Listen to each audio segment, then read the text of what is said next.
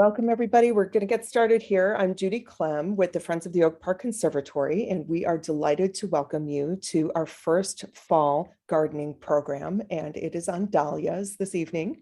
As part of the Friends mission, we want to help educate and inspire gardeners to become more confident in their endeavors.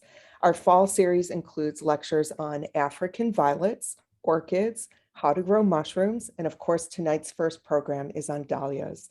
So visit our website to learn more and how to register. And I just want to mention that Kayla Chase, who's our membership chair, joining me tonight.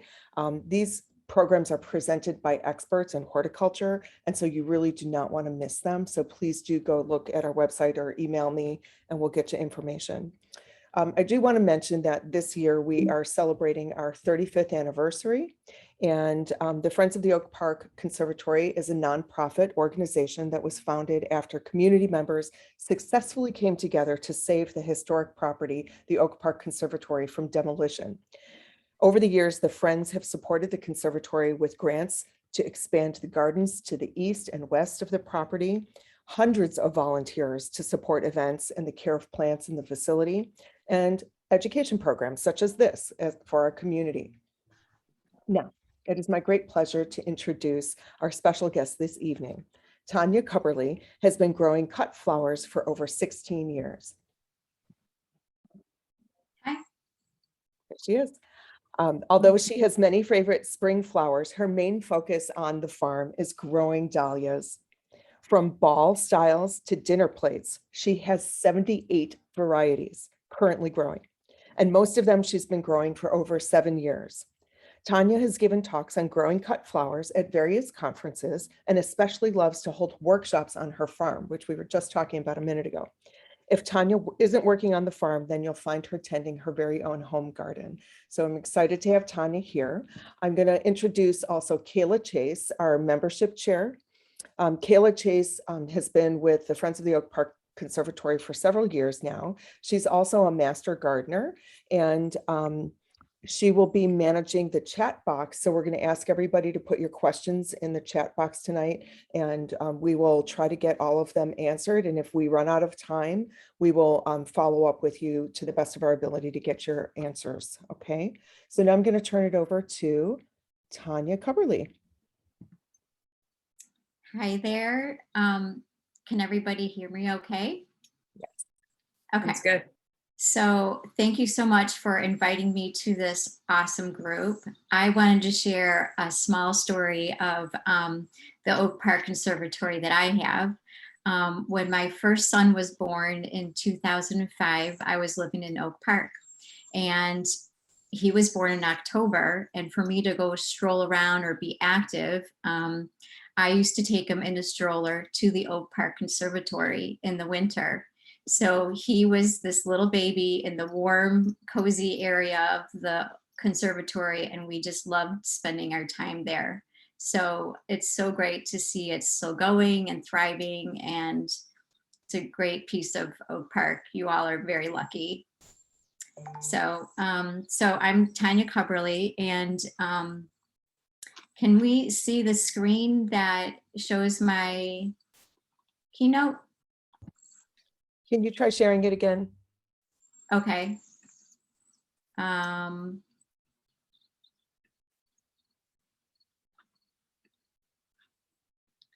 Okay, now we can see it? Yep. Okay.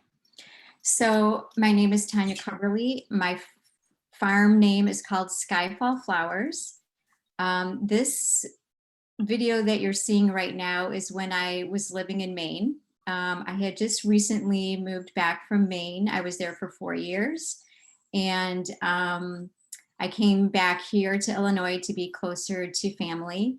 And I live in Grays Lake, and I lease my land in Grays Lake as well.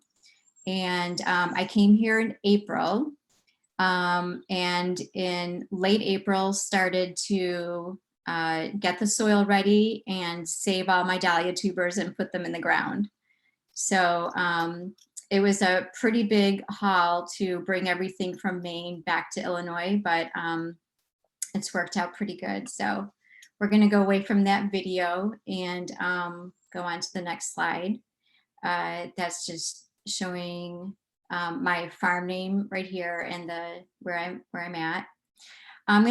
Most of my talks have been geared towards large scale growers. So I am trying to hone this down to small, garden growing and an intro to growing dahlias.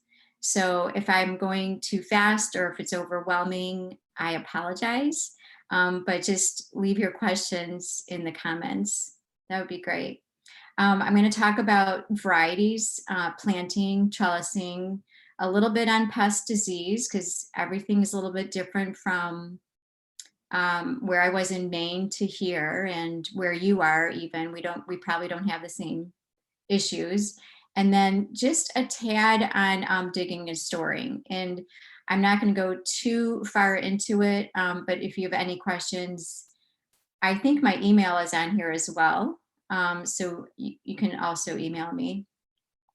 From what I looked up probably a few years ago, there were about 30 species of dahlias and roughly 20,000 cultivators, which has probably changed by now because I know a few breeders out there that are constantly breeding dahlias, which I find fascinating, and we'll touch.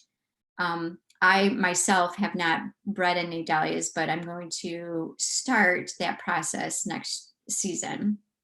I'm still in moving in mode. So as far as the types of dahlias that you see out there, everybody knows they're dinner plates, which is the really large heads.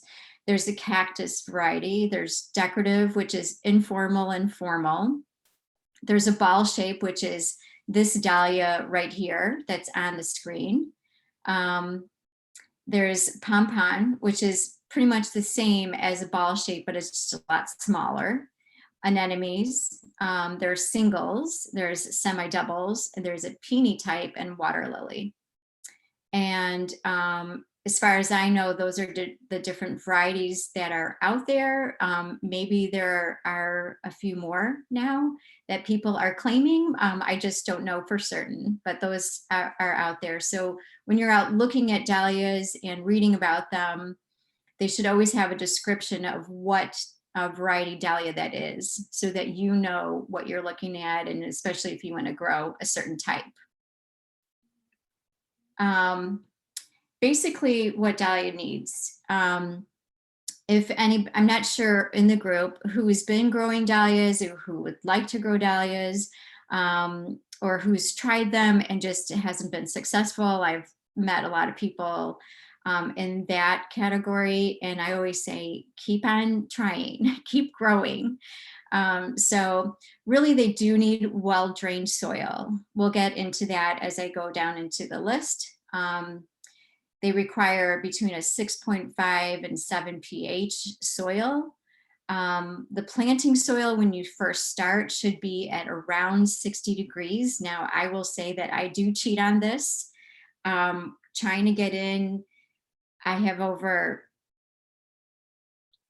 15, 20,000 plants that I need to get in the ground. And for me to wait to exact 60 is not, I'm not able to do that. So I do plant a little early, but I really am watching the weather. In the spring, my weather, I have about 3-4 weather forecast apps on my phone, and I'm constantly looking at them to see where I'm at. I also have a thermometer that I use in the soil to be more specific. And then I also use a frost protect in case I get it in early. Frost protect is a covering that you can use on your fragile plants that need to be protected from any really, really cold weather that's coming in. So the more sun, the more blooms. If you plant your dahlia plant in a shady spot, it will only give you shady amount of blooms. So the more sun, the better. Mine are out in the field and they have 100% sun as much as they can. I do use low nitrogen fertilizer, or if I use any at all. This I don't really like to say which fertilizer to use, because I think you need to, what's more important is for you to have a soil test, or, to know what your soil is made up of, and if it needs nutrition, or if it lacks anything, or if you've tried growing in something in there before and nothing's come up, then you got to look into your soil. It's very important. Dahlia tubers are expensive. They're going from, you can find them from $3 to $35. And if you have a $35 tuber in the ground that is not doing anything for you, that's a pretty hard $35 to throw in the air. So soil, the health of your soil is very important. Always rotate where you plant your dahlias. We are on a 1 acre area right now. And so that 1 acre will not be dahlias next year. That 1 acre will all be my spring and summer cut flowers. And then all my dahlias will transition to another field that we're prepping. And so that's brand new soil, and that'll be ready for April-ish. So you never want to replant a dahlia in the same area. I've never had good luck with really replanting anything in the same spot. You're going to causes more for an open door to disease and definitely harboring pests. And so, like I said, you want to monitor your pest control, and then you absolutely want to trellis your dahlias. Dahlias get, even though you start with this tuber, which looks like a potato, and it looks like, oh my gosh, nothing's going to happen from it. And then all of a sudden it grows and you're thinking it's really small, it's only a couple inches. Most dahlias grow from, if it's not a bedding dahlia, if it's a cutting dahlia, then it will grow from 4 to 6 feet. I've had them, and they really need some help to hold them together, because when you're in a windy area and you have like a little bit of windstorm with some rain, it'll take it down, and all of a sudden your huge massive plant will be falling down on the ground, which is always a very sad sight. These are just some pictures of my current dahlias right now. These were taken just a few days ago. This, I just wanted to show you how this was an informal decorative on the right hand side. Can you see my arrow on the picture? Okay. So here, this is informal decorative. This is Canora Lisa. So this is what I've cut and shown as a bouquet. And this down here is how massive the plants get. And these dahlia heads are about 4 inches wide. And imagine that on this massive plant and how heavy that can be. So I'll show you how we do our trellising. And this one right here is a beautiful dahlia. I don't grow very many dinner plates because a lot of my dahlias are grown for cut flower production. And so I'm really looking for a very long vase life. Though I have found myself buying Dahlia tubers that are not really for cut flower production, but it's the age of that dahlia. It's more of the history of that dahlia that I want to preserve that tuber and keep it going. A lot of people, unfortunately, buy dahlia tubers that they just leave in the ground over winter, and then they're gone. You can't do that. You have to dig up your dahlias and store them over winter, and then replant them again in the late spring. So this is just a very short video of some of our dahlias right now. And you can see some of the trellising that's happening there. I'll get more into specifics with that.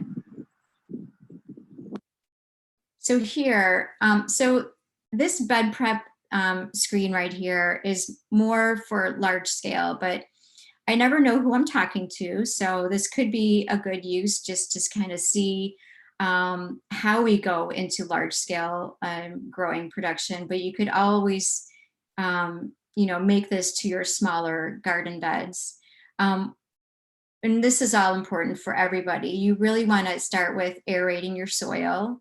You don't want to start off with a very clay, hard soil and just digging in a small hole, just enough size for that tuber. You want to make sure that there's lots of space for that one tuber to keep growing many tubers and then produce this big plant.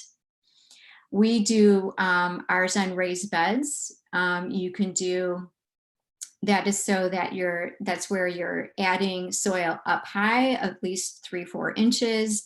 There's no compaction. And for us, what I have found is that when you mound your growing space for your dahlia, you're leaving room and air for that one dahlia to freely grow her other dahlia tubers in the ground, because one dahlia tuber will grow from 3 to 10 to 12 tubers all summer long. So here we measure our dahlia beds according to how you want to grow. So measuring in your garden space, you want to just make sure that you're planting at least 12 inches apart. It's easy to throw small flowers and small plants in your ground when they're so small, thinking, oh, they won't grow that big. But then all of a sudden in August, you're overwhelmed with this jungle of greens. So you want to make sure that you give it some space. We use a Tilly. I'll show you a video of that later. Oh, this is a video right here. This is a Tilly. It's a battery powered handheld, beautiful machine that I use all the time. That's my dog Dahlia, who's running besides the Tilly. But this machine here, it really, it just works the soil up really nice. You could make rows with it. You can make beds with it. It's a great machine. With our on-farm workshops, I always show this one off because I think even small gardeners, this one is really nice to use. There is also a tilther that kind of smooths out the top. I'm going to forward from that. And then we also use a BCS. I don't know if anybody in the group has a BCS, and if you had any questions on that, we do a lot of our production with that. This is my son, I love this video because this is in Maine, and our soil back then was very sandy. It was river bottom gold soil. I will always miss that because it was like the best soil I've ever grown in. And so here he is using a bicycle pump, and he's like aerating the soil, and he's like showing us how he's aerating it. I always get a kick out of showing that video. It's important to aerate your soil. You want to get rid of compaction. You want to be able to prepare that soil for good drainage. You don't want it to get wet and stay wet. You want the rain and the irrigation that you're adding to be able to freely get through your soil and go away, not just sit there and puddle. You'll achieve a better root and tuber development this way, and it helps with your irrigation. And also, if you're going to spend money and all that on fertilizers, then you want to make sure that it's getting incorporated in your ground as well, and not running off into your walking path or somewhere else. We use a broad fork to aerate, or this bicycle pump. So let's see, I think this is a video. Sorry, I'm not sure what I'm showing here. Oh, this is our Tilly. I'm sorry, this is our BCS showing how it's, we're doing some trenches in there, which is causing like hills on the side of the trenches. And this is where, if I did 2 rows per bed, or if I did 2 rows of planting the dahlias, then we plant our dahlias right in this trench. And then I have this soil from both sides to be able to hill up around it. So that's the beauty of a BCS. So when you get your tubers, let's say you're just starting out, and starting in the fall, well, okay, today's happy first day of fall, but so late fall into early winter, I'd say that a lot of farmers are selling their dahlia tubers. and I will hand off a list of my favorite spots to find really great dahlias. So when you get your dahlia tubers, this is what they look like. This is the tuber and this is the eye growing out of it. So this is what is going to make your huge, massive plant. And most dahlias, you'll see just one eye growing out of there, but as it matures and warms up, more eyes grow, and then you get more stems coming out from your tuber. So what you want to do is when you get your tuber, you want it to just gently warm up. You don't want it to put in the sun directly because it'll just shrivel and die. I've had a lot of people say, well, they were sitting in the sun warming up and they never really looked on them, and they shriveled up. And sometimes shriveled dahlias do still produce, but sometimes some shriveling can go a long way and really just kind of take everything out of the dahlia tuber and it won't produce anything. So you want to just warm it up in your house mostly, and just open up the bag, open up your package. Make sure if you get a package of dahlia tubers shipped to you that you don't let the package just sit there, because you want to open it up and give it some air and let it breathe and let it warm up naturally. Just try to avoid direct sunlight on them. When we plant our tubers, now these are very long beds. You could take this and just, make a small area, 2-3 feet of it, and put a couple of dahlia tubers in there. I'm just showing this as an example if you ever wanted to grow larger. So here, this is where I cheat. This is my 55 mark. You do want to start at 60, but 55, you should still be okay. You're growing on air temperature. This means when a dahlia tuber is in the ground, let's say everything is nice and warm, but your plants are maybe 2-3 inches of green have grown on them, and all of a sudden Mother Nature throws a ball our way and say, hey, this frost is going to come your way tomorrow night. And you're thinking, oh my gosh, because any little bit of frost is going to kill the greens on a dahlia.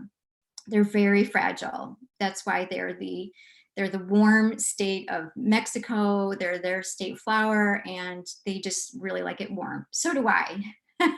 But so once you're watching, if you have your dahlias planted and you see, I don't know if the Oak Park Conservatory sends out notes like, hey, guess what? A frost is coming, protect your plants.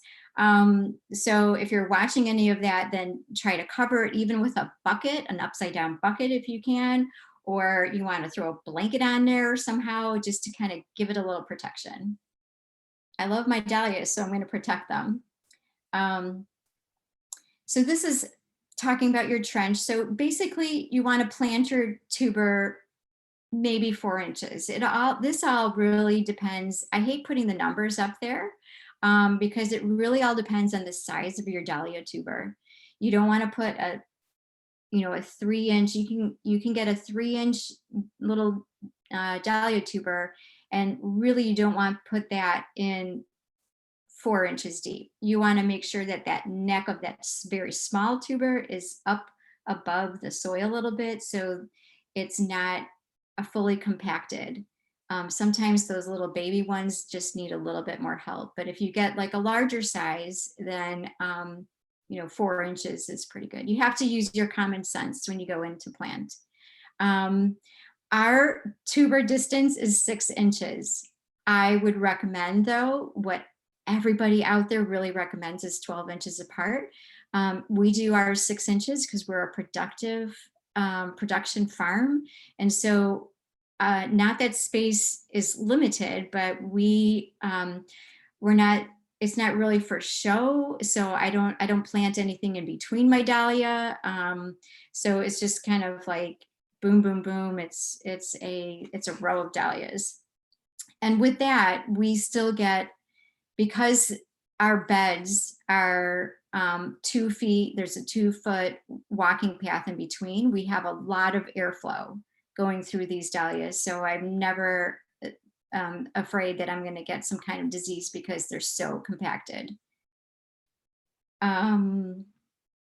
We do plant in one row, and it's also easy to do your trellising in the one row.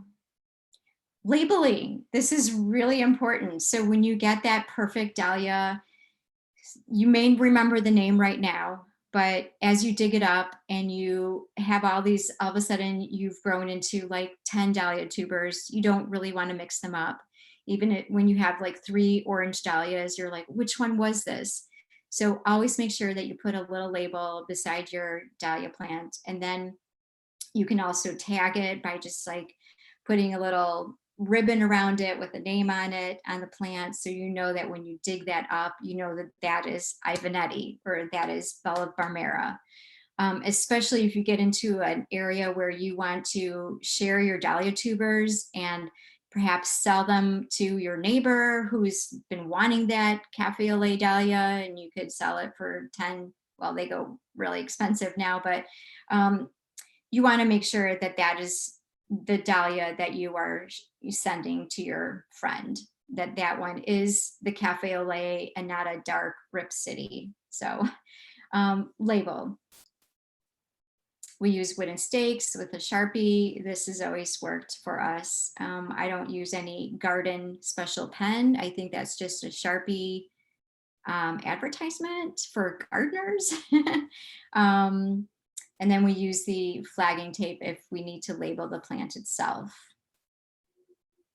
So when you when to water tubers, this is really important. So when you plant your dahlia tubers, you want to make sure that it is not going to rain, to have torrential rain for the next like 3 days like we do here. You want to make sure that they are planted when it's somewhat dry.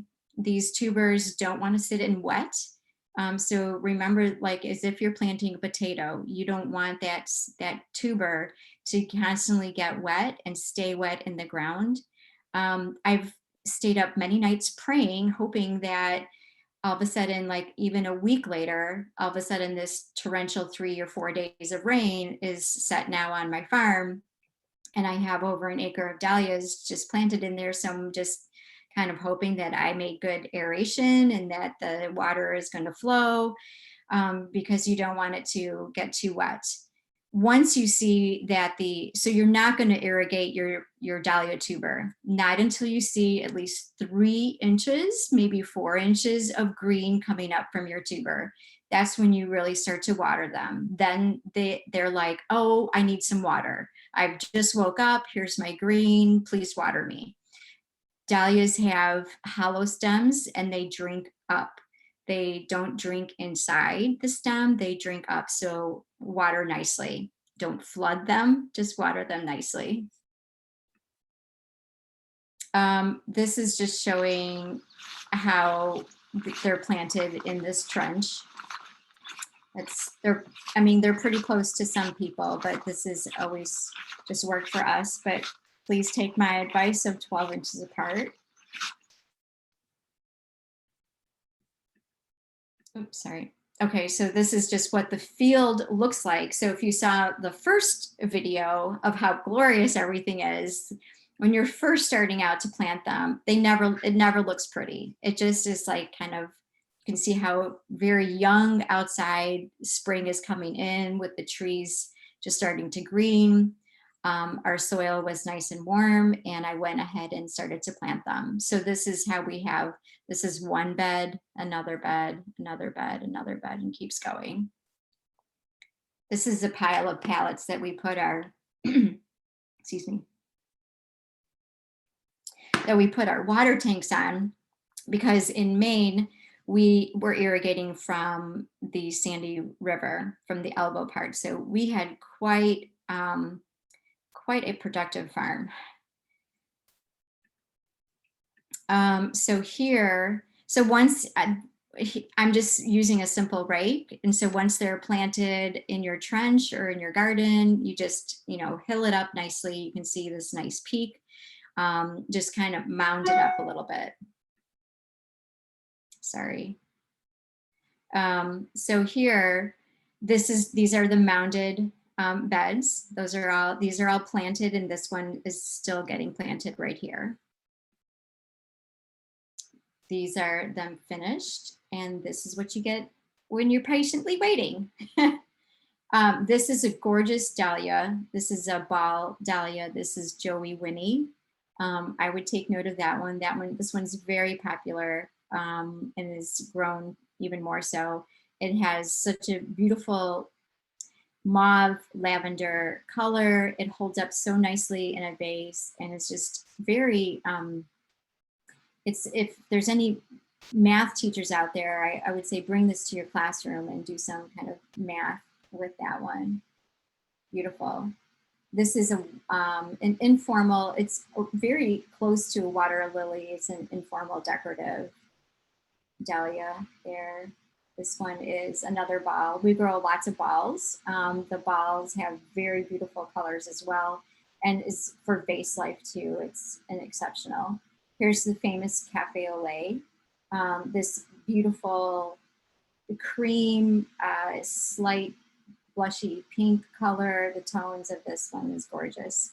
It is a dinner plate. It doesn't hold extremely well, but in your vase, but it's like, neither does a cup of coffee. A cup of coffee is like there, it's awesome, it works great, and then it's gone. So this lasts a little longer than your awesome cup of coffee. So, enjoy the flowers when you can, my thing. Okay, so now we can go into Dahlia Trellising. So you can see how important it is. You have to keep your plants upright and withhold any wind. This is a lot to read, but I'll just go through it here.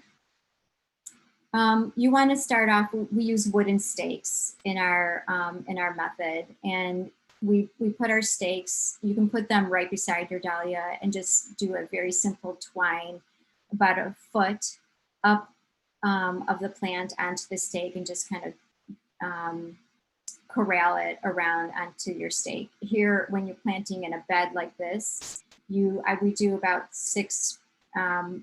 4 to 6 feet apart. We do a trellis there, or a stake there, and then we use tomato twine, because it's got a little bit of stretch to it. You can pull it nice and tight, and you could wrap it around nicely around the dahlia plant without really hurting the stems, which is very nice.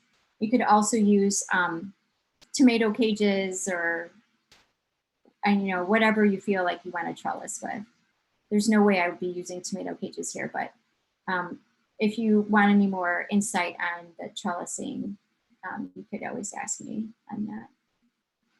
Here you can see where we have 2 rows per our bed of a planting. And so here we have, our stakes in between, and then here's our tomato twine that's wrapping around our dahlia plants to make sure that they hold upright.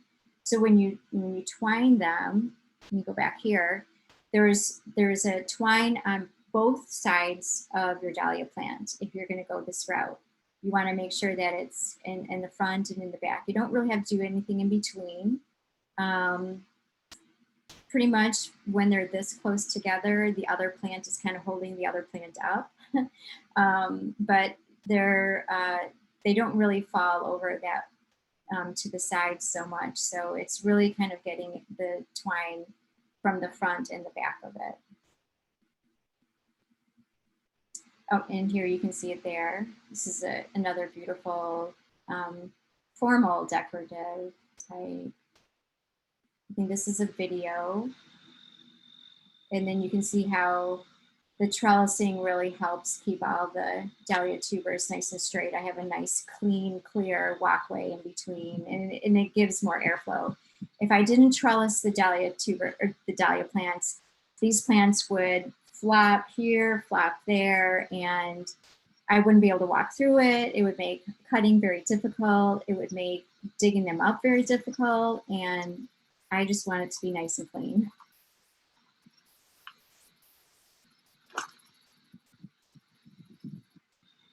And it's hard to see this because you know that that we're first day of fall, and so what happens next will be very, very cold, and the first frost will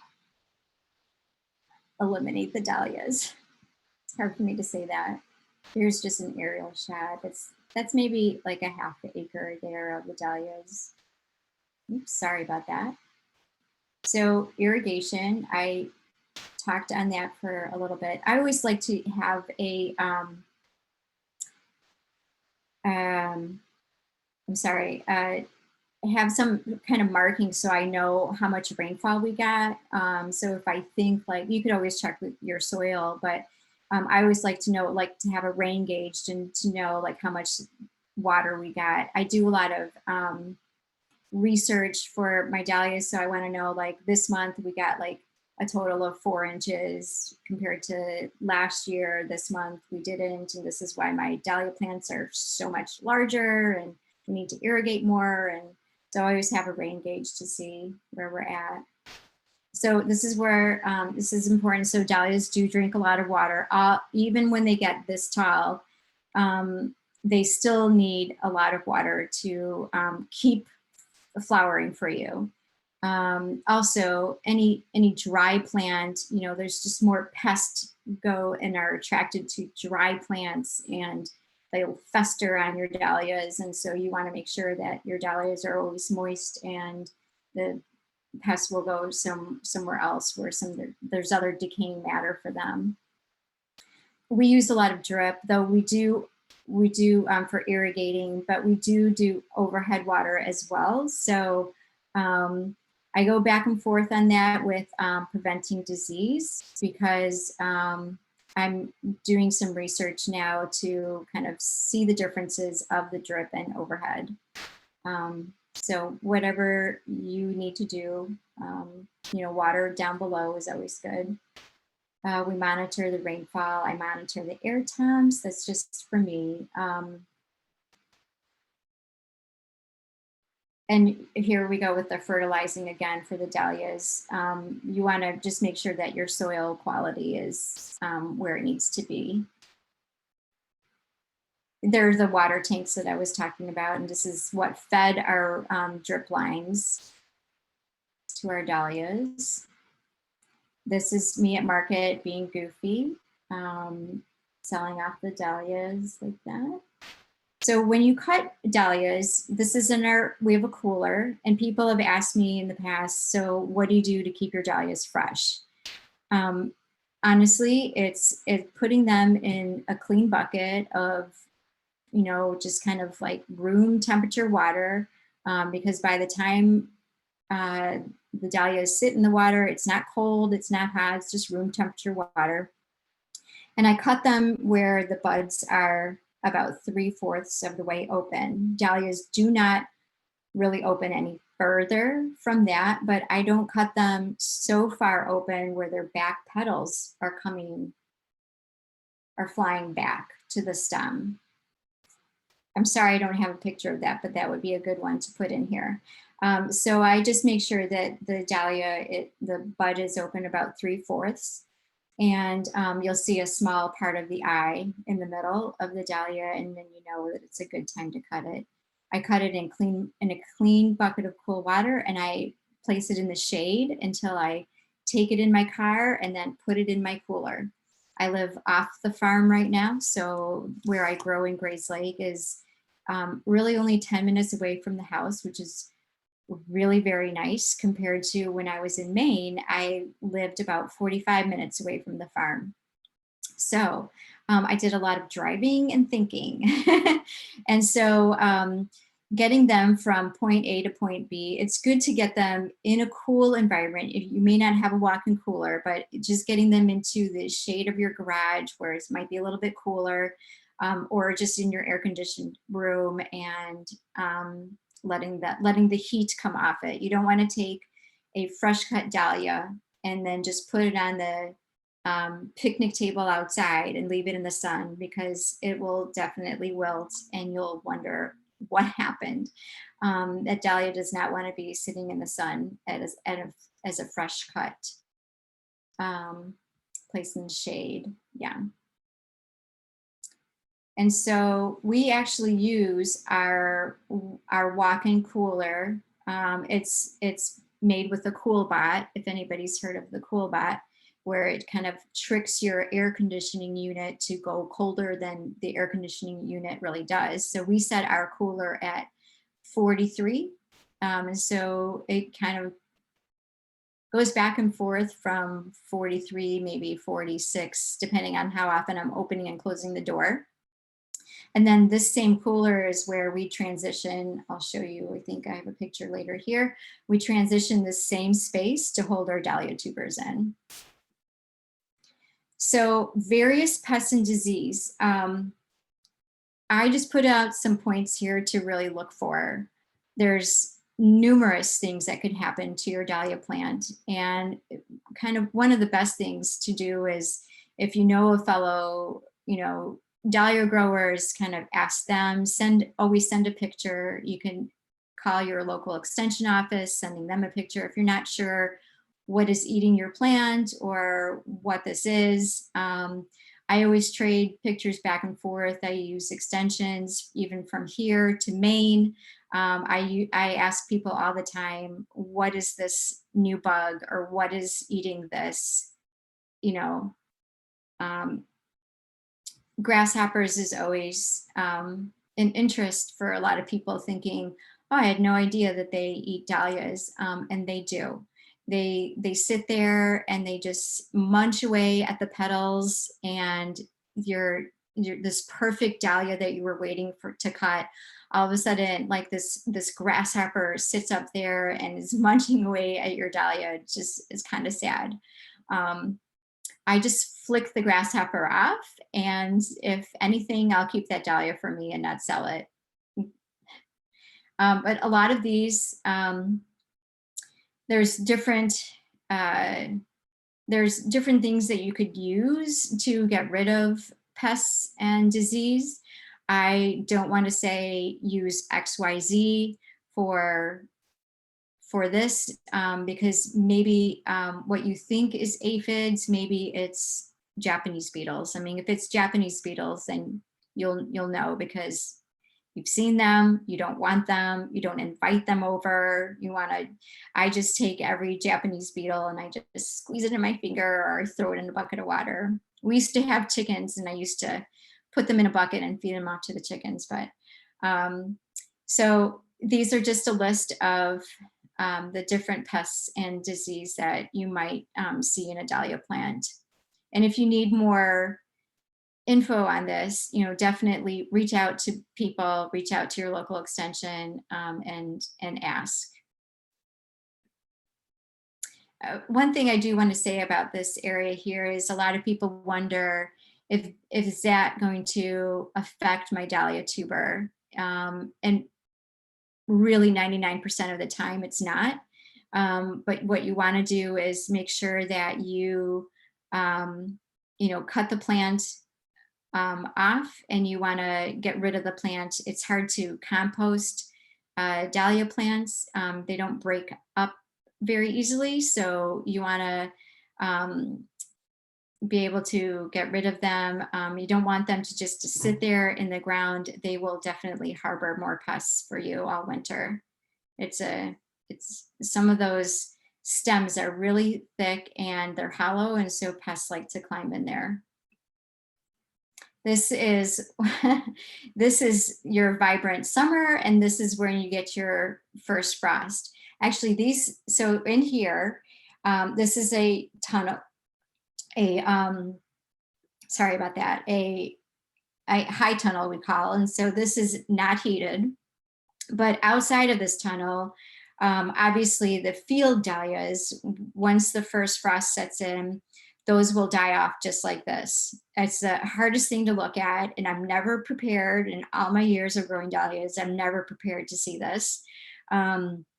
So I get very teary-eyed, and then I start to work, because that's when you have to take off the trellising and you cut the plants down, and then you start digging them up, because you can't wait to do it again next year.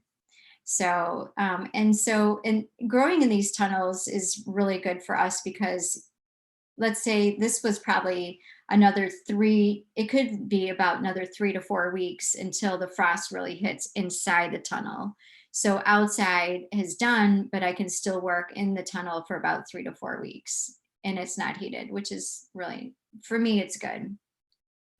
So I can cry in the field and then laugh in the tunnel. So knowing when to dig your dahlias. Obviously, in this picture, you can see that it's time. There's no blooms going to come, and it's not going to revive. The plant structure is done.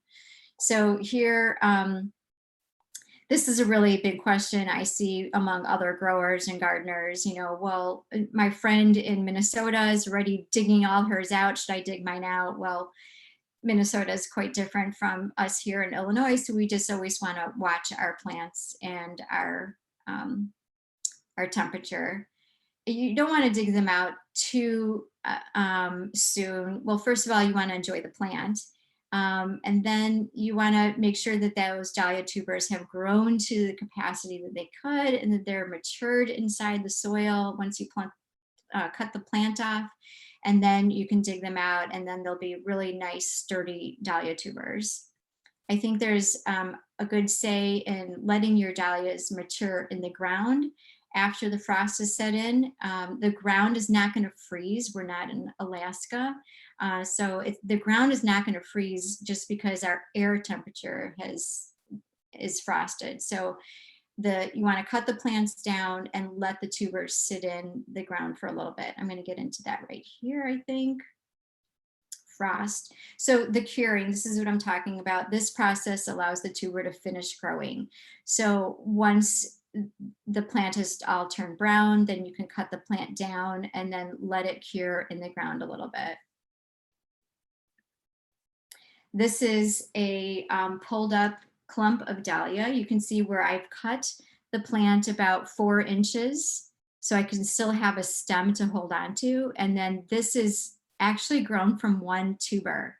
This is a gorgeous clump of dahlias right here. I mean, it's ugly, but it's gorgeous to me because I can see all the potential of dahlias right there.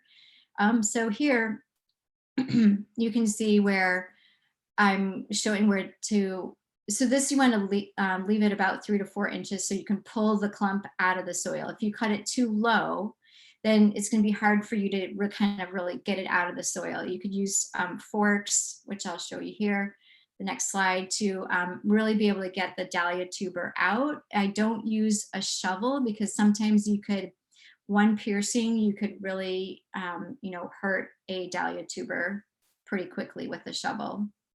Here is a video where you can see where this is a broad fork. And so we're putting it in the ground at a straight angle and then digging up underneath. We want to make sure that it's completely underneath the clump and then pulling it up. So we're loosening up the soil and being able to go in there and lift the dahlias up. Here, this is my boyfriend, Adam. I had fun videotaping this because I just said, oh, keep going because this needs to be done anyway. We actually use a potato digger to dig all of our dahlias up because we have so many of them. But using a smaller fork like this is really helpful to get the clumps of tubers out.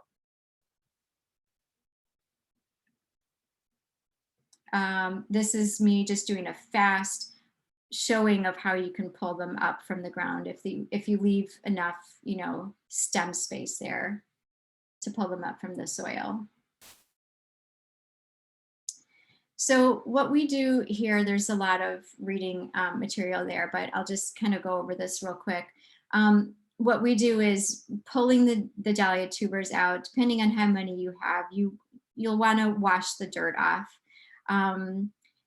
If it's, especially here, our Midwest soil is on the heavy side. We don't have this beautiful sandy, rich soil. So you definitely want to be able to pull them out. I let the sun kind of dry them out a little bit.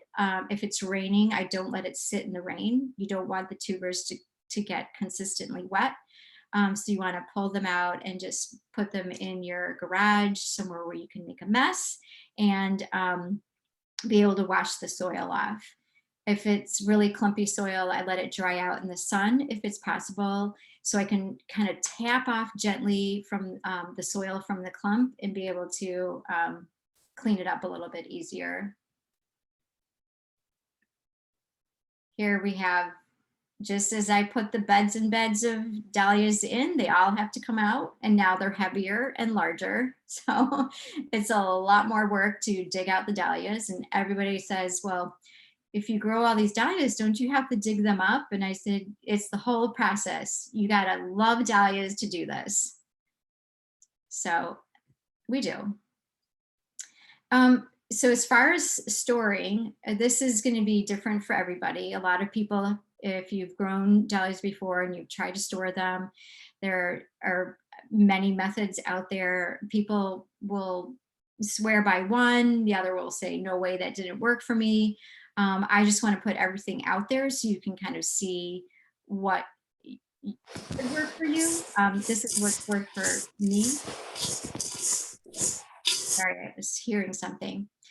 So the mediums you could use is like a plastic wrap, from peat moss to vermiculite, sand, or wood chips. I haven't really, some don't use anything and they just leave a little bit of soil, clumped on their tuber. This is something I wouldn't recommend, but if you want to try it, let me know how it goes. I don't want to take the chance. As far as a container to put the dahlia in, you could use a bulb crate, any wax box, cardboard boxes, brown paper bags, or Tupperware. You just want to make sure that you give that dahlia tuber some air. You don't want to close them in too tight. So even in the Tupperware, you want to poke holes on the top of it so there's airflow going down to your dahlia tubers. We do a lot of peat, and I'm going to be doing a mix of peat and vermiculite for this year because personal preference, I think, so here you can see a crate is lined with a plastic sheet that has holes in it, and so does the crate itself, right? So I'm giving it as much air as possible. I'm putting a layer of peat down that I'm putting in my clumps. I don't have time to divide before I put them into storage, and so when I pull them out of storage, I start dividing and then redo the whole process. But I'll do a layer of the dahlia clumps and then I'll top it off with more peat. You want to make sure that they're not completely exposed or just they don't have some kind of medium to them, because they do tend to dry out, especially depending on where you're storing them. Our inside cooler is then rigged with this humidifier, and it's temperature controlled, and I check up on them all the time. I'm in and out, going in through crates of them every day in the winter, dividing the tubers. So I'm always aware of if they're drying out or if I need to mist them a little bit or if they didn't have enough peat on them. I found that if a tuber clump is exposed sitting on top of the peat and it's been there for a couple of months, that clump has really dried out for me. And inside in this peat, the tuber has stayed extremely nice and extremely moist and is like a really good quality tuber. And then of course we label everything. We want to make sure that dahlia tuber doesn't get lost with everything else, and that we know we do sell our dahlia tubers and we ship out, and we just want to make sure that our dahlias are properly named and labeled, especially if you're gonna start to collect dahlias. You want to make sure that you've got the right one, or that I'm shipping the right one to you. Tanya, it's Judy. I just want to chime in and do a time check with you. We do have several questions that are coming in, but your information is so useful, and it's addressing actually some of the questions as they're coming in. So are you okay if we absolutely let me get for a few more minutes and then maybe do some Q&A? Yeah. Or do you want me to take the questions now? Sorry, real quick. I'll just go on this this clump of dahlia right here. This is the neck part of the dahlia. So when you go in to divide your dahlias, you want to make sure that a neck is attached to your dahlia right here, to the tuber. Otherwise, without the neck, you'll find that it won't be able to have an eye. And you can see on that neck part as I flipped it over that it had 2 eyes on the back. 1, 2. Sorry, and there I was listening to a podcast in the end of that. So just real quick, I just wanted to show that as a great tuber dividing. So yeah, so questions? Awesome. Thank you so much. That was It's like a lot. It's a lot to fit in. But dahlias require a lot, but I try to just give what I could right here. Absolutely. Thank you so much. Just a few quick questions. I don't know if we get to all of them, but when you're digging up those dahlias, using that fork really seems to be helpful. If there's damage that happens, is it best to cut that off then, or how best to process that? No, so if there's any damage to the dahlia tubers, they do heal. Depending if it's pierced in the middle of your tuber, like right in the center, I would place that somewhere so I could watch it, because that's in the middle of the tuber where there's a lot of moisture and a lot of the meat is right there. So it may not heal correctly, meaning healing like it'll dry up and just kind of scab over. And so if you cut like the tail off the dahlia tuber, doesn't mean that you need to throw it away. Just save it. I save everything. Save it and just watch it, put it in the medium and let it heal and let it scab over. Okay, awesome. Thank you. And then when it comes to like topping or disc budding, how often do you do this? When do you do this? Can you explain the process for that? Yeah, for disc budding, I don't do too much of it unless I am protecting a few of my beds that have really heavy heads on them and I won't be able to get to it. Or if it's really kind of blown out, meaning like the petals are already flying out, then I'll cut that off. But on every dahlia plant, there is the first bloom that comes, and I call that the mother. And the mother always comes on a very short stem. And so if it's really, really short, that I cut it off and I throw it on the ground. Or you can cut it off and you could bring it inside your house. So you want to make sure that you really start to do cuttings on it. Don't let that mother especially sit there too long, because all that energy is being spent to the mother. And so you want to make sure you cut off that first bloom, and it's going to have like a really short stem to it, and let the other stems really keep going, because you're going to get like 2-3 feet stems. And as your plant produces blooms, you want to make sure that you keep cutting. If you don't want to cut and you don't want to bring it inside the house, then let the plant go into its full maturity. And once you start seeing the petals fly down, then you want to make sure you cut those heads off. It doesn't matter where you cut it, just cut the head off, and then more side shoots will keep coming. Also, if you have a shorter bedding type dahlia plant, you can get those dahlias to grow taller and longer stems for you if you give it some really deep cuts in there. So finding that middle stem and the mother of it and cutting it really deep and letting those side shoots just keep on coming longer. It's very good to keep cutting that dahlia plant. Awesome, thank you. And then one more quick question. What about suggestions for starting tubers indoors, either February or March?